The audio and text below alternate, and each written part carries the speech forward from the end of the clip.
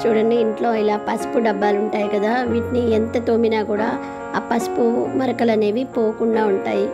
అలాగే మనం plastic బాక్సెస్లో curries అవి పెడుతూ ఉంటే ఆ పసుపు మరకలు ఆ బాక్స్లో కూడా అలాగే ఉండిపోతూ ఉంటాయి కదండి. సో దీనికోసం ఒక చిన్న టిప్ అండి. ఇలాగా డబ్బాలో ముందుగా వంట సోడా వేస్తున్నానండి. వంట సోడా తర్వాత నెక్స్ట్ వచ్చేసి ఒక అరచెక్క నిమ్మరసం పిండుతున్నానండి. ఈ టిప్ చాలా బాగా వర్క్ అవుతుందండి, తప్పకుండా ట్రై చేయండి. నెక్స్ట్ దీంట్లో కొద్దిగా డిష్ వాష్ జెల్ వేస్తున్నానండి. ఇప్పుడు దీంట్లో కొద్దిగా వాటర్ వేస్తున్నానండి. ఇలా వాటర్ వేసేసుకొని మనం మూత పెట్టేసుకొని బాగా షేక్ చేయాలన్నమాట ఒక 5 మినిట్స్.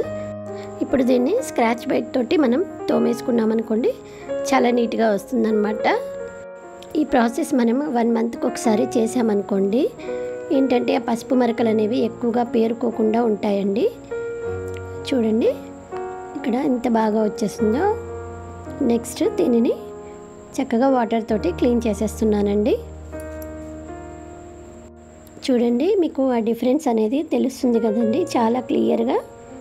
సో మీకు ఈ టిప్ నచ్చినట్లయితే తప్పకుండా లైక్ చేయండి.